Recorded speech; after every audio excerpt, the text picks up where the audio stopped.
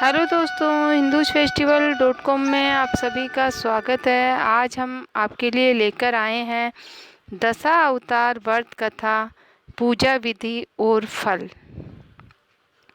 भाद्रपद मास के शुक्ल पक्ष की 10वीं तिथि को सत्येंद्रिय होकर नदी में स्नान कर तर्पण संपन्न करें तथा घर आकर 3 अंजलि गेहूं का आटा लेकर घी में पकाएं। इस प्रकार 10 वर्षों तक प्रतिवर्ष करें। प्रतिवर्ष क्रमशः पूरी, घेवर, मोदक ये पकवान उस चूर्ण से बनाएं और उसे भगवान को प्रसाद के रूप में समर्पित करें। प्रत्येक दशहरे को 10 गोएं ब्राह्मण को दें।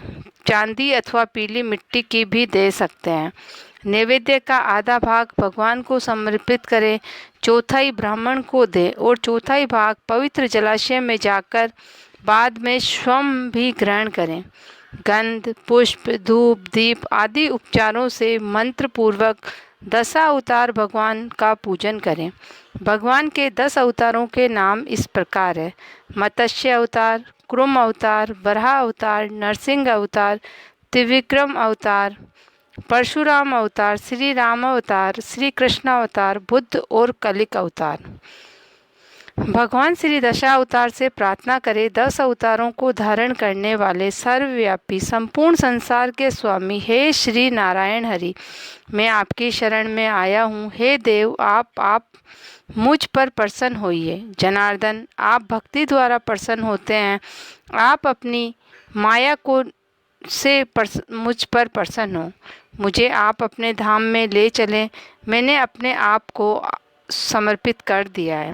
इस प्रकार जो इस व्रत को करता है वह भगवान के अनुग्रह से इस लोक में सुख भोग कर जन्म मरण के बंधन से छुटकारा प्राप्त कर लेता है और सदा भगवान श्री विष्णु लोक में निवास करता है। जीवन में एक बार ये व्रत करना चाहिए, इससे अत्यंत आनंद की प्राप्ति होती है। दशा अवतार व्रत कथा।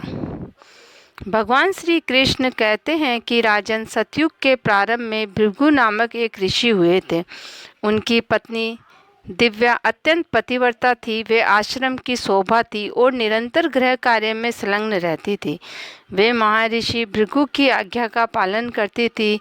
महर्षि भृगु भी उनसे अत्यधिक प्रसन्न रहते थे। किसी समय देवासुर संग्राम में भगवान विष्णु के द्वारा असुरों को महान भय उपस्थित हुआ।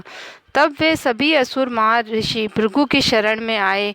महर्षि भृगु अपना अग्निहोत्र आदि कार्य अपनी भार्या को सौंपकर स्वयं संजीवनी विद्या को प्राप्त करने के लिए हिमालय के उत्तरी भाग में जाकर तपस्या करने लगे। वे भगवान शंकर जी की आराधना कर संजीवनी विद्या प्राप्त कर दैत्यराज बलि को सदा के लिए विजयी करना चाहते थे। इसी समय गरुड़ पर चढ़कर भगवान विष्णु जी वहां आए और दैत्यों का वध करने लगे। क्षण भर में ही उन्होंने दैत्यों का संहार कर दिया।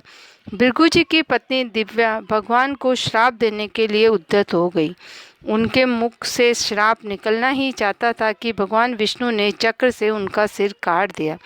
इतने में भृगु जी भी संजीवनी विद्या को प्राप्त कर वहां आ गए। उन्होंने देखा कि सभी दैत्य मारे गए हैं और उनकी भार्या भी मार दी गई है।